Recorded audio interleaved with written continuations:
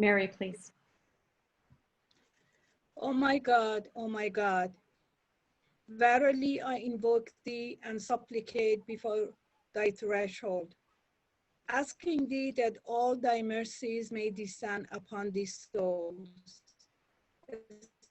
specialize them for thy favor and thy truth. O Lord, unite and bind together the hearts, join in accord all the souls, and and accelerate the spirits through the signs of thy sanctity and oneness. O Lord, make these faces radiant through the light of thy oneness. Strengthen the loins of thy servants in the service of thy kingdom. O Lord, thou possessor of infinite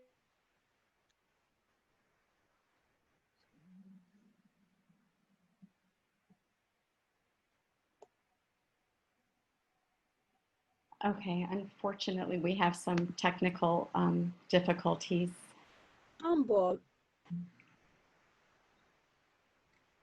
humble at thy shrine and submissive before the glory of thy evidences.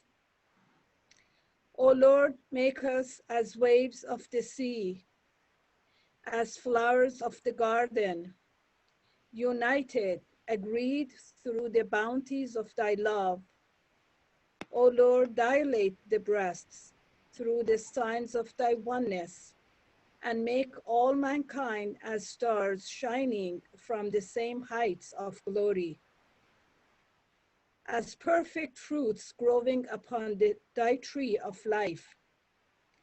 Verily, thou art the Almighty, the self-subsistent, the giver, the forgiving, the pardoner, the omniscient, the one creator. Abdul Baha.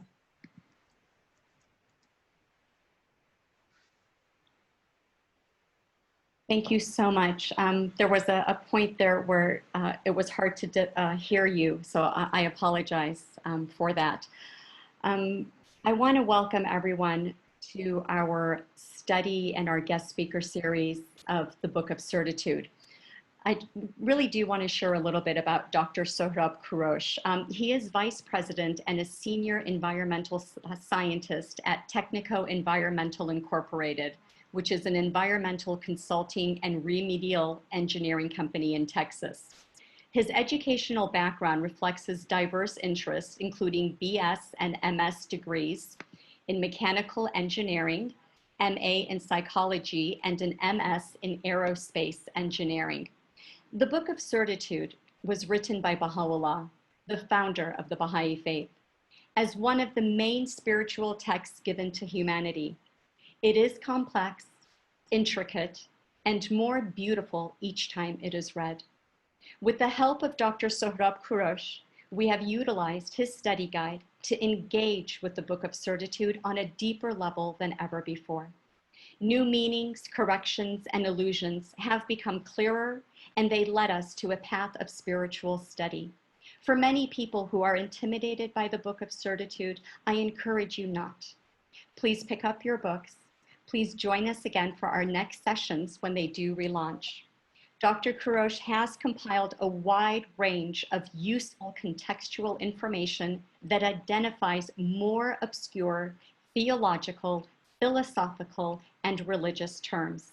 He has shown us the connections to other religious texts and sacred scriptures, and he has provided more information about references to historical events. We are extremely grateful to him. Dr. Kourosh has also deciphered the references to other writings of Baha'u'llah, as well as the writings of the Bab, Abdul Baha, and Shoghi Effendi, who helped illuminate complex passages. According to the teachings of Baha'u'llah, if many of you don't know, spiritual texts are of no benefit if they can't be understood. Shoghi Effendi stated that this book should be thoroughly studied. I encourage the friends who have not taken this course or merely picked up the book, please do so. Use this study guide to honor his advice. Dr. Kourosh, thank you so much for joining us, please. And for friends, Good evening. Very pleased to be with you today. I understand that you have completed the study of Kitab Iran. Last time that I joined you, you finished the part one, and then I'm very happy that you accomplished your mission and finished the part two as well. As you know, Kitab Iran is the most significant spiritual scripture in the history of religions because all the difficult questions and uh, parables and allegorical uh, matter that in the holy scriptures of the past were facing the followers and were causing a lot of misunderstanding and confusion.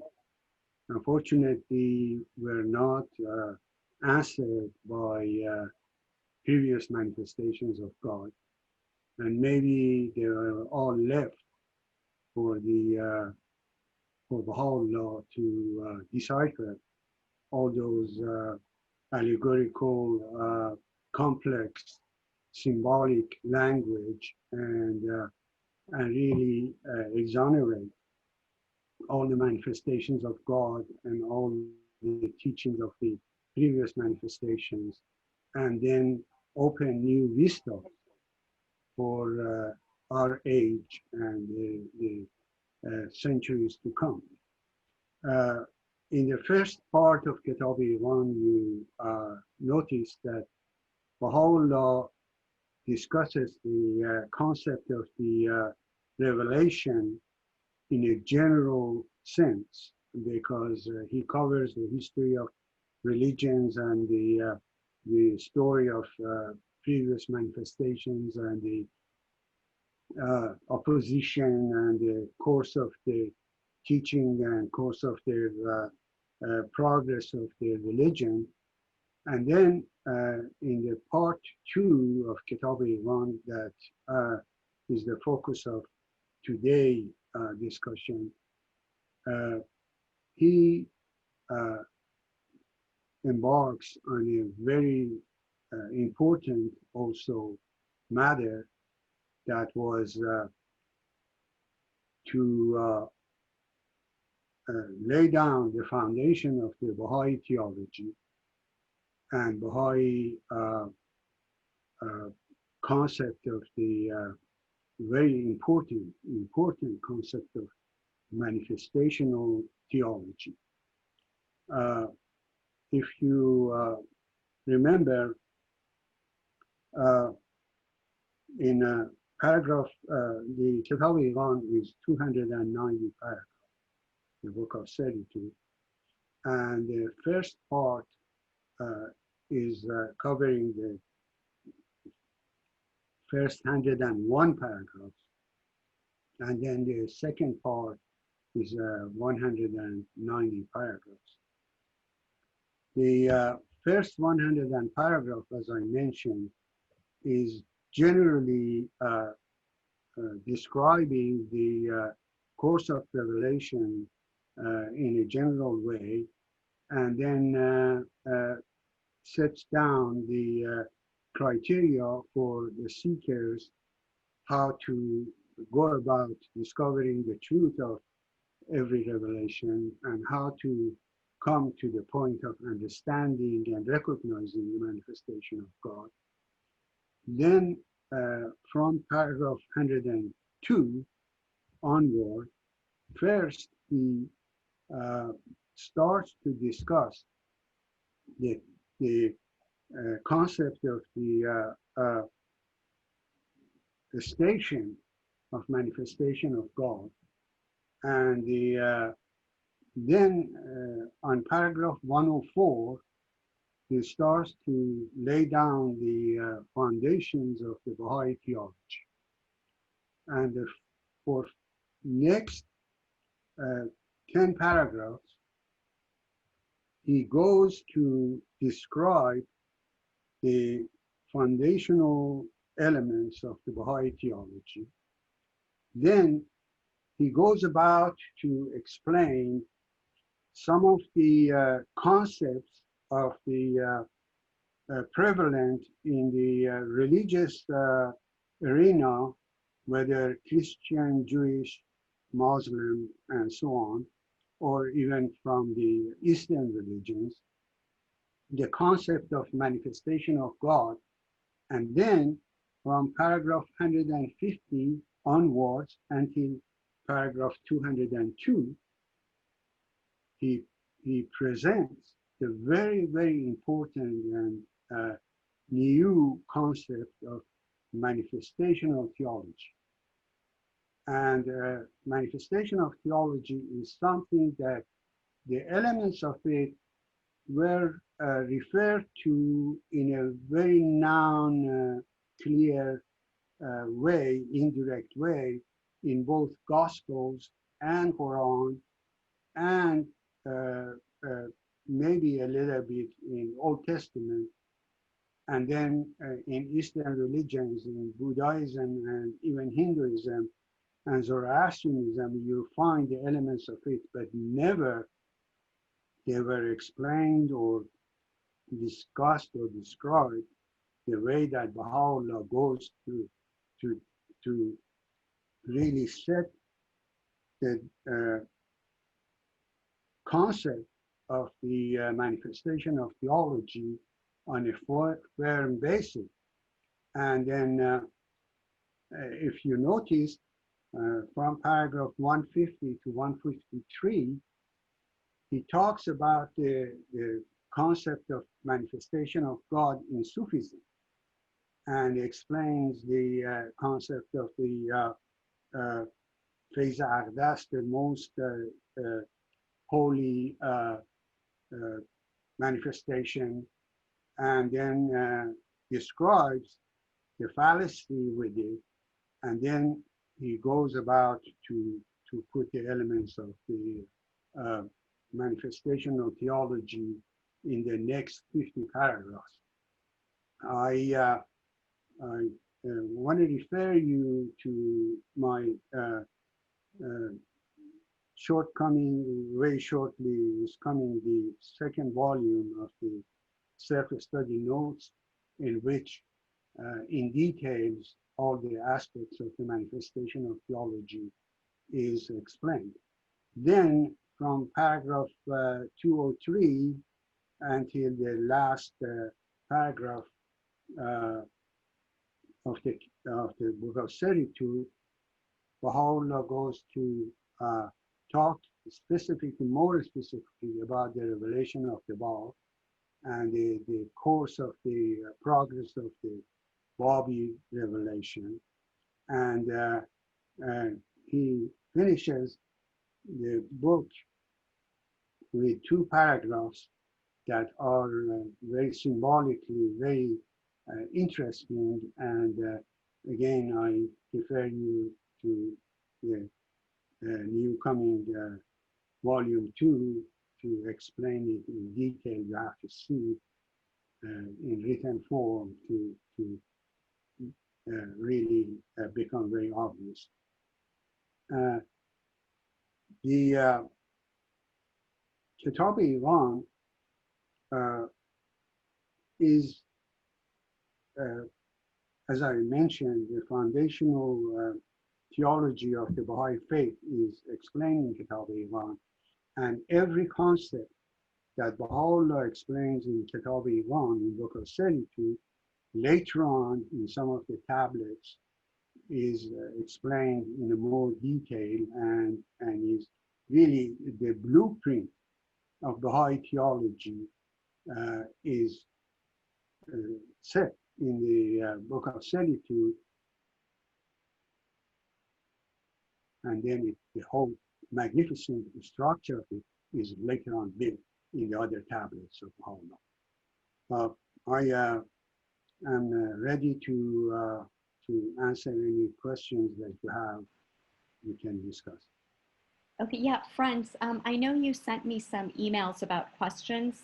So if you could just go ahead, I know Jale, you were one of them. So do you want to go ahead and ask your question first? And if anybody else has questions with regards to part 2 or even part 1, please use the raise your hand feature and just feel free to unmute yourself. Thank you, Nida. Could someone else go first? I need to pull up my email where I typed out my question.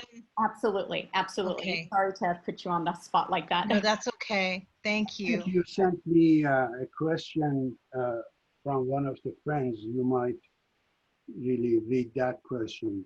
Sure. Yeah, that's actually Jale. Yeah, so Jale is actually going to. I'm just going to ask her to read it herself. So when she locates it. I know that a lot of the friends who are joining us are really interested in participating in the book study, and especially when your volume 2, when the part 2 becomes available. So we're actually looking forward to relaunching so we can really jump in with all of those. Let me make a clarification that I originally intended to have the volume 2 cover the whole second part of the book of Certitude. But when I reached to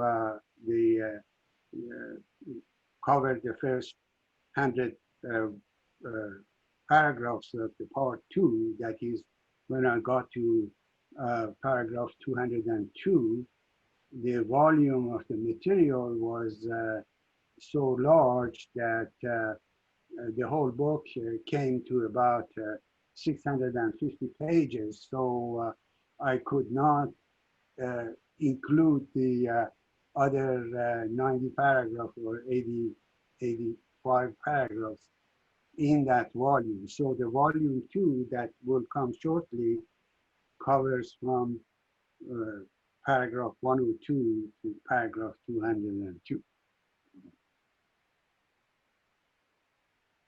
All right, I'm trying to see the hands here. Just give me 1 second. We have a few pages here that I have to go through. Let me just see who is.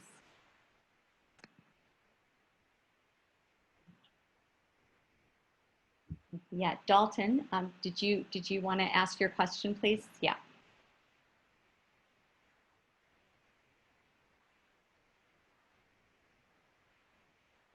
Okay, I think we might be having some microphone problems here.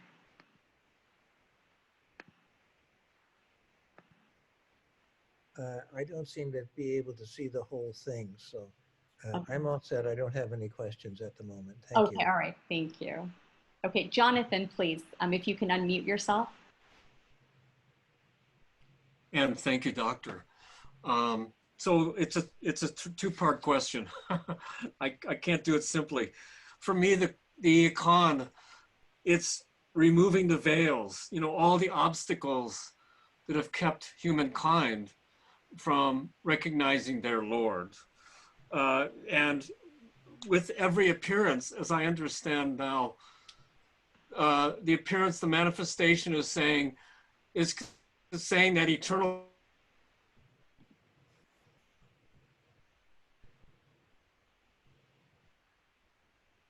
Oops.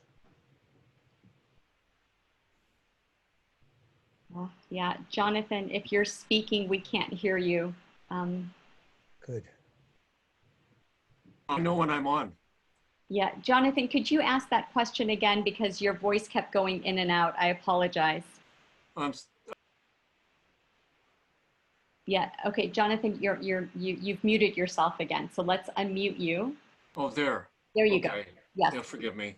No, that's okay. So basically, the icon is enumerating all the veils, all the obstacles of humankind's lack of saying, yea, verily.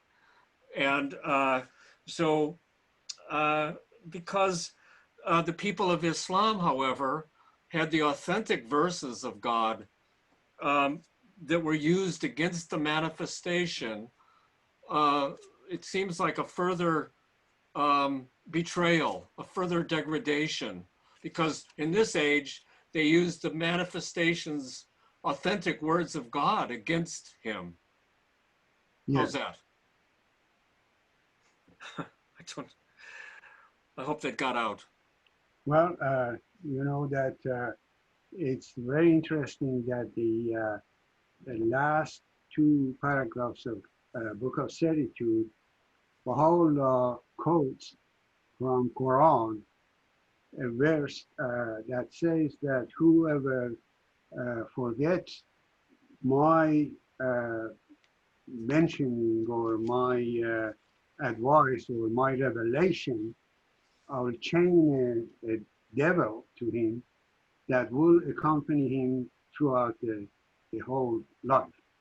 So all the followers of Quran, they misinterpreted and misused the verses of God, and therefore spiritually they were chained to that devil that is the negation, the opposition, which gave them problem throughout their life. You see, the last paragraph, two paragraphs of Kitab-i-Iman,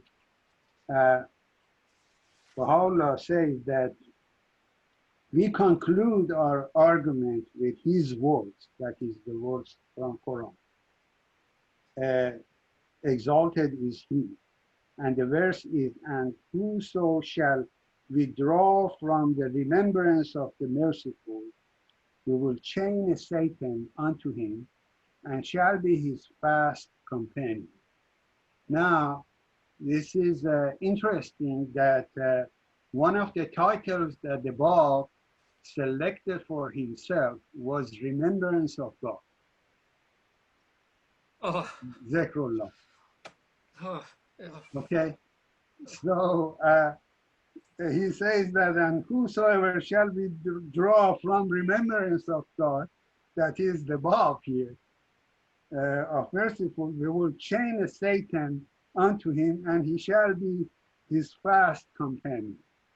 So they withdraw from remembrance of God, and so God put that, chain them with their negation and with their opposition, which like a devil was accompanying them all their life.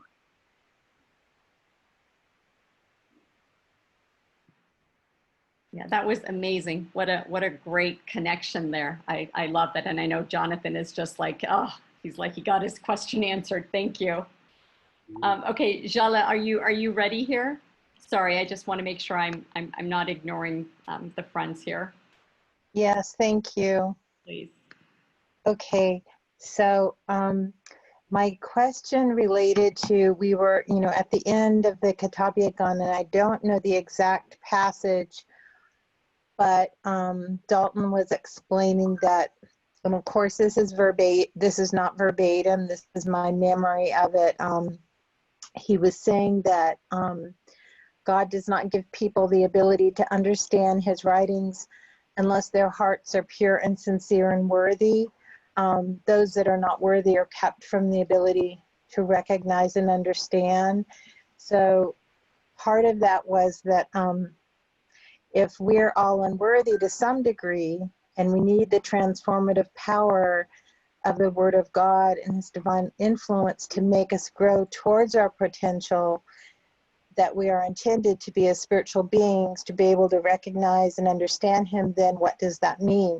We need him to transform ourselves and others. How often we pray to affect people's hearts. How often a soul who seemed to feel distant to God and made bad choices was moved and found inspiration and new purpose. There is so much focus on transformation of hearts, souls, and minds in the writing, so I feel I need to understand this more clearly. Also related to this, wouldn't there be a possibility for Baha'is to understand the writings in a way that they could misuse or misinterpret the writing, that it could encourage some Baha'is to think they were superior to others, or people that seemed more devout or more dedicated that might be superior. So I just didn't really understand. It's something I've thought about for years, and I just thought maybe you might have some illumination on that. Okay, the last part of your question about it, whether Baha'is will feel superior or forget or misunderstand or misinterpret their writings, I can respond to it right now, or we can wait until I respond to the other question, parts of the question that you asked. Because there are three mechanisms that prevents Baha'is from doing that. One is that in the dispensation of Baha'u'llah, you know, among the very important 7 letters of guardian to American Baha'i community is compiled in this book, the World Order of Baha'u'llah. And the third letter is dispensation of Baha'u'llah, which Ruhi Khanum wrote in the Priceless Pearl that Guardian regarded that dispensation of Baha'u'llah as his will and testament. So it is very important for every Baha'i to study the dispensation of Baha'u'llah. And Guardian very clearly states that Baha'is should not ever feel that they are superior to other people, and Baha'u'llah being the great manifestation of God, still is in the same level as the other manifestations. It is the mistake that every other, the followers of other religions attributed the greatness to their manifestation and regarded him greater than others. But Guardian says that Baha'is should not make this problem. The second protective measure is the covenant of Baha'u'llah. And the covenant has 2 elements in it that caused problem for previous manifestations and previous revelations. One is the power or authority to interpret the writings. And in this dispensation, the authority and power of interpretation of the writings is only given to the center of the faith. That was Abdul Baha, was Guardian, and at this time, if there is any misunderstanding or dispute or not clearing, if we are not clear about the understanding of writings, we can refer to universal of justice. So individual people cannot interpret, and that was a cause of problem that people usurped the authority to interpret the writings, and they misled the other people from recognizing the manifestations of God.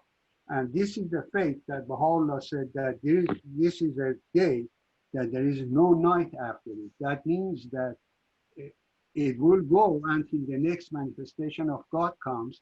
And he says in his writings, please don't do to the next manifestation of God what the other people have done to me. So Baha'is will not do what they did. They will not misinterpret the writings, and they will not give manifestation of God troubles that was given in the past. So that we are protected from misinterpreting the writings or from feeling superior to other people. The other part of the question that you asked is referring to paragraph 283 to 285, 286 actually. So in there, Baha'u'llah says, as you mentioned in the beginning, that whoever has first of all, he says that in the past, scriptures of past, the birds of heaven, that means the manifestation of God, had a twofold language. They spoke in two different methods or language. One was the language, that outward language, which is devoid of allusions. It's unconceived, like the facts or the laws or the teachings or so on, that are straightforward. And the second one was the other language is a veiled and concealed, so that whatever had hidden in the heart of the benevolent may be made manifest. So the other language is an allegorical, symbolic language.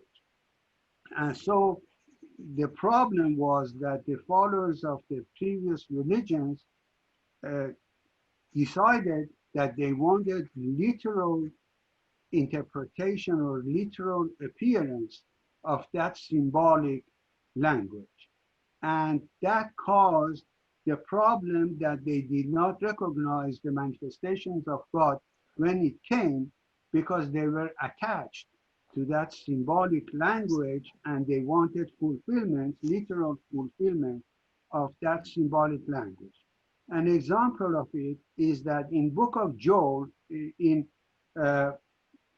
volume 1 of the self-study notes, under the note number 64 to 67 and 77 to 83, I gave an example. Example was that the book of Joel in the Old Testament gives prophecies about the time of Christ. When the Messiah, the promised one of Judaism, appears, Joel says that the sun and moon will not give light and the powers of earth will be released, and people will prophesy and gave all kind of prophecies and signs, symbolic, allegorical signs. People were waiting, and also Book of Malachi, that is the last book of the Old Testament, says that when Messiah comes, the day of his coming will be like an oven. And then prior to his coming, Elijah, which was the most important prophet of Israel, you know that in Judaism, the whole Judaism is built on two pillars, pillars of law and pillar of prophets. Pillar of law was the Pentateuch, the writings attributed to Moses. So Moses was the lawgiver. But Elijah was the most important prophet. He was the pillar of the prophets in Judaism. So Book of Malachi says that Elijah, which was taken to heaven, you remember that in Kings, Book of Kings 2 and 3, you read that Elijah, with his corporal physical body, was taken to heaven. When a chariot came, he was walking with his son Elisha, and they wanted to cross the river Jordan, and he moved his hand to river Jordan and water parted, and he passed through the river Jordan on the dry part, and they got to the other side, and he told Elisha that I'm going to be taken to heaven. And Elisha said, please give your powers to me. And Elijah gave him his mantle and said that if you see me ascending to heaven and going to heaven, know that my powers are on you.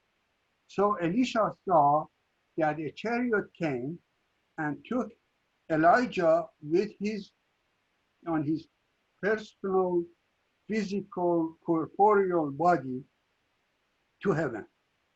And Book of Malachi, which is the last book of Old Testament, says that before coming of Christ, Elijah, which ascended to heaven, will come down to open the way, to prepare the way for coming of Christ. So one of the major issues when Jesus came, people said that if he is Messiah, where is Elijah? Elijah was supposed to come down from heaven. And this was a big question. Christ refers to it in two places in the Gospels. In chapter 11, two followers of John the Baptist, which was in the jail at that time because Herod put him in jail, came to see Jesus, and they were asking whether Jesus was the Messiah or not. And when they left, Jesus told his followers, the disciples that were there, that since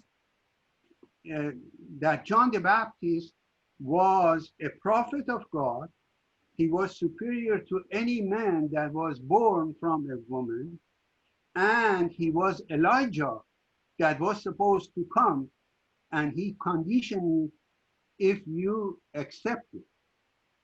Because who was John the Baptist? John the Baptist was the cousin of Jesus, because Mary and Elizabeth, the mother of the John the Baptist, were cousins.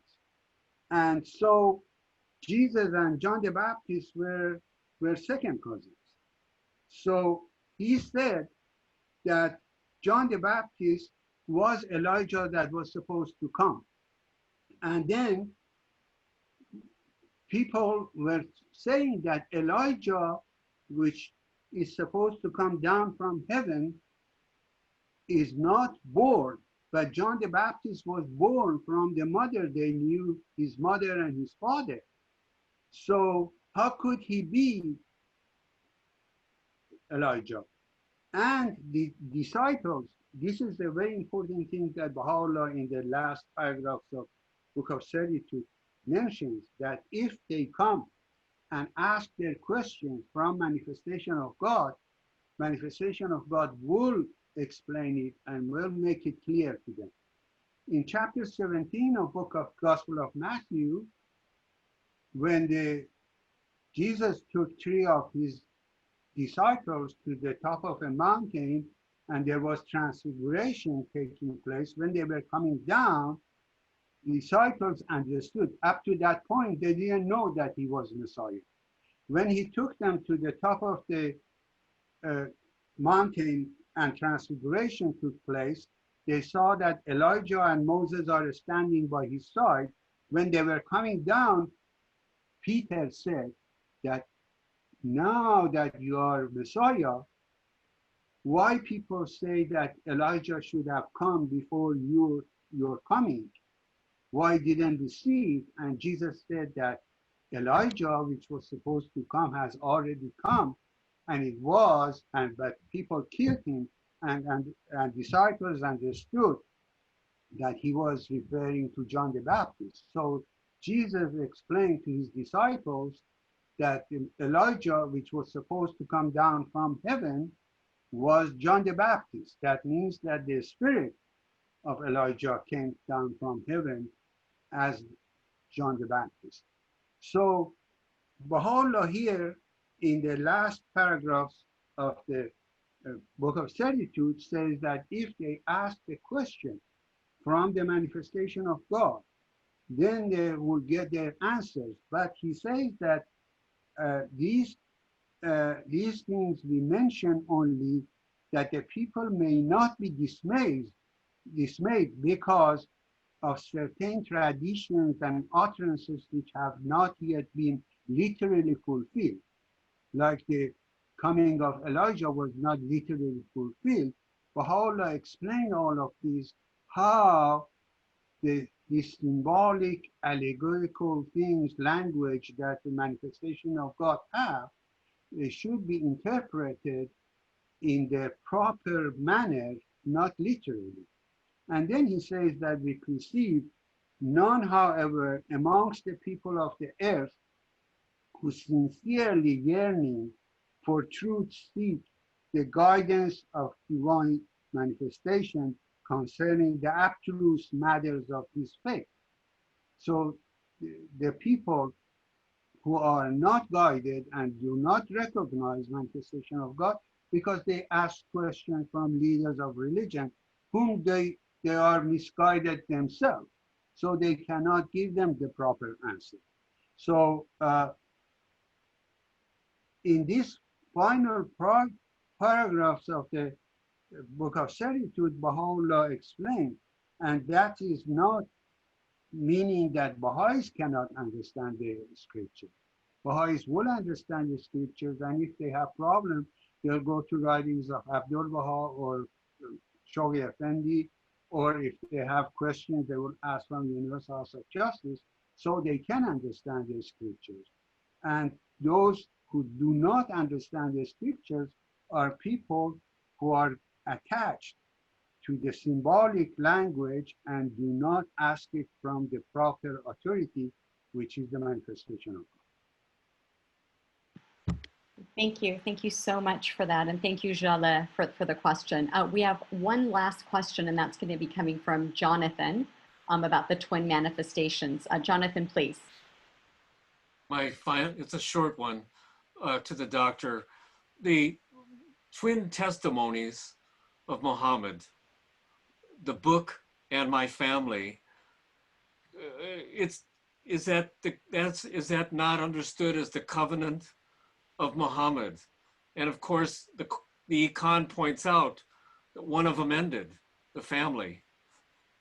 But the covenant resided in the Quran until the appearance of the Qaim, or what? I want to, is that not the covenant? Exactly. The twin testimony. Abdul Baha explains that very clearly.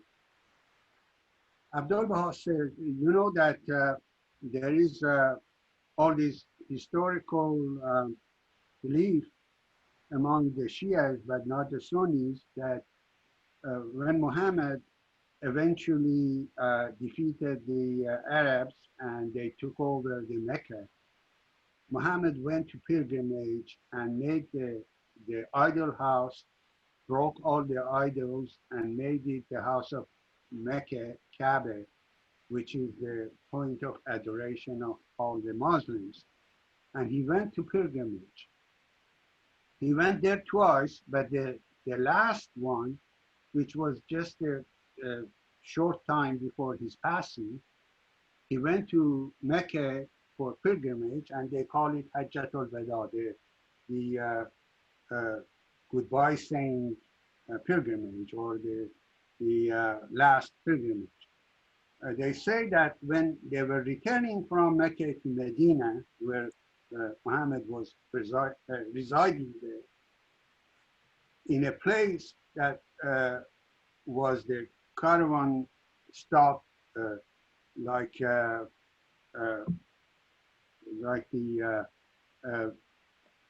road stops right now we have in the roads. There was a water well, and the caravan stopped there. Muhammad ordered them to put all the things, boxes and camel seats together and made a platform, and he went on to the top of platform and he told all the Muslims groups that were traveling with him, he said that I want to tell you that whoever I was his Lord, from now on Ali, which was his son-in-law and his cousin, from now on Ali is his Lord. Then he prayed to God to assist and protect whoever assists and protects Ali, and destroy whoever opposes Ali.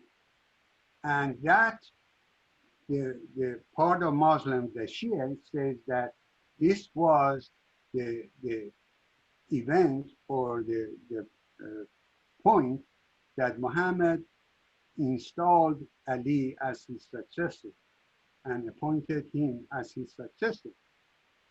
After they returned to Mecca, short time after that, to Medina, short time after that, Muhammad fell ill, and he was in his deathbed.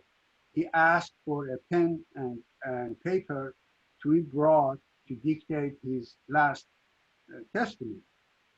They say that Omar, which was afterward the second caliph, said that he is hallucinating and he has high fever, and we don't need to write anything because he's hallucinating.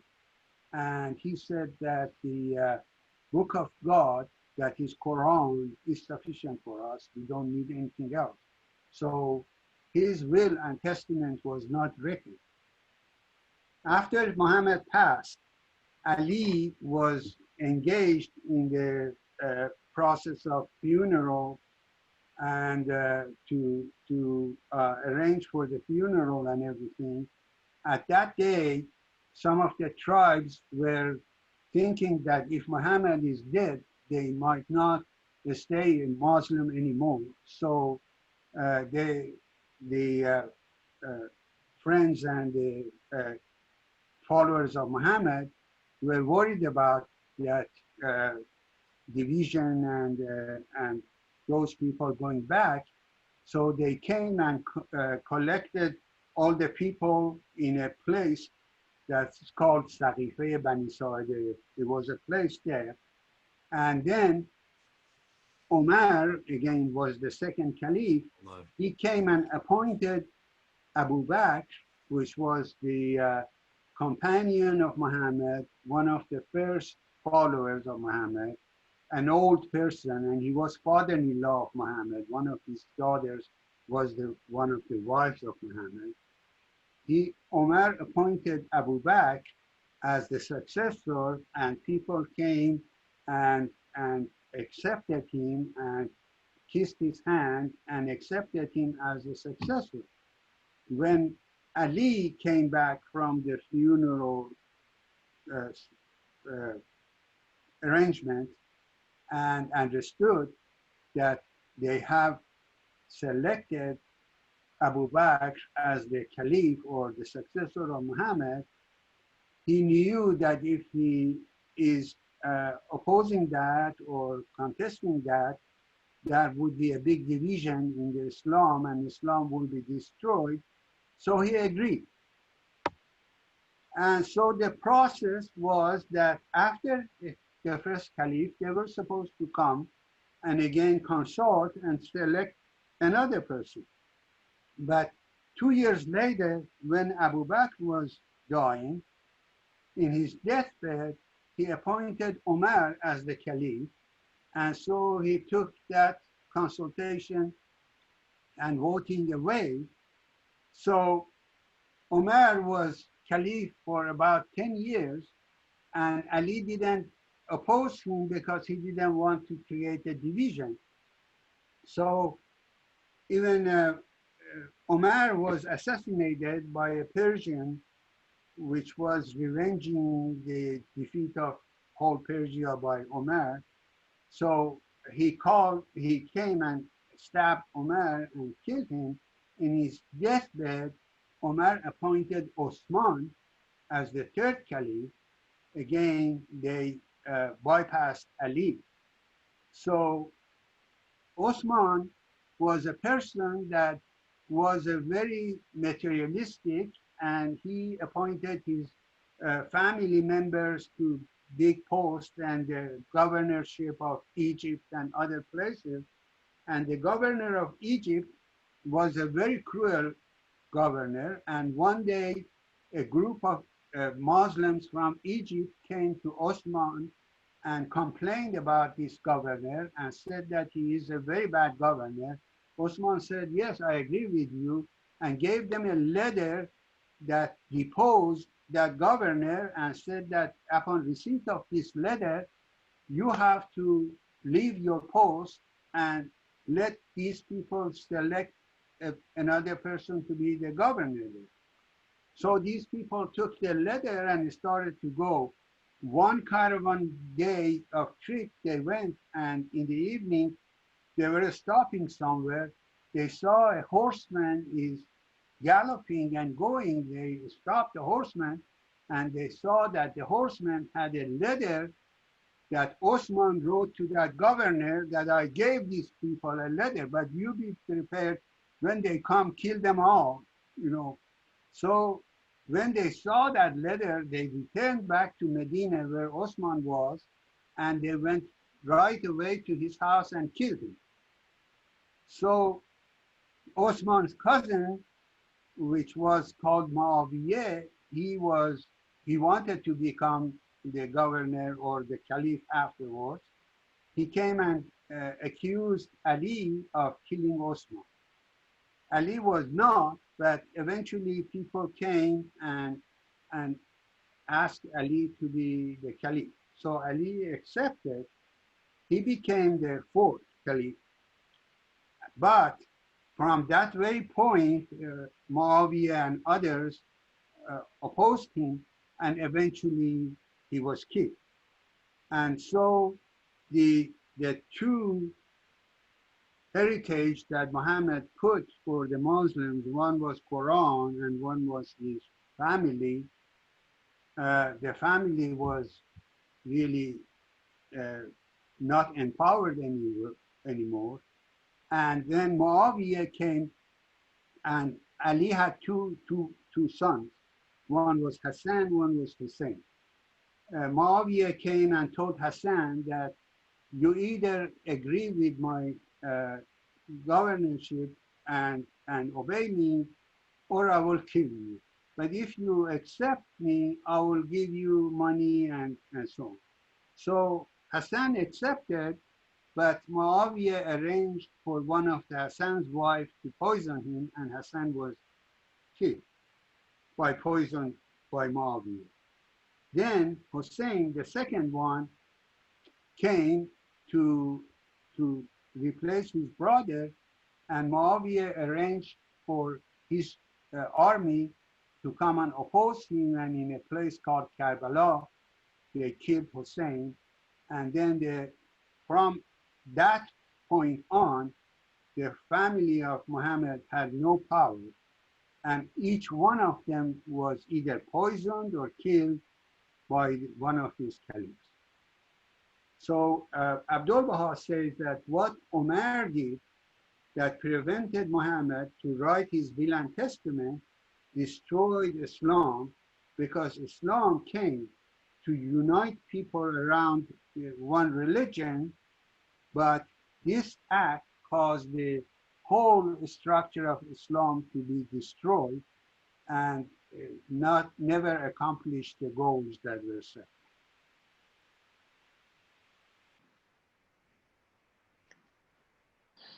Thank you so much. Let's see. I think that's it for our questions. Thank you so much, Dr. Kurosh, for joining us. We look forward to being able to purchase, once it's ready, volume 2 of the self-study notes. And thank you all for being here. Again, have a wonderful evening, and thank you so much again, Dr. Kurosh. It was a pleasure for me to be here. Allahu Akbar. Thank you very much. Aloha, everyone. Bye. Aloha. Happy holidays. Thank you. Thank you, Dr. Kurosh. Well, Thank you. Thank you. Thank you. Thank you.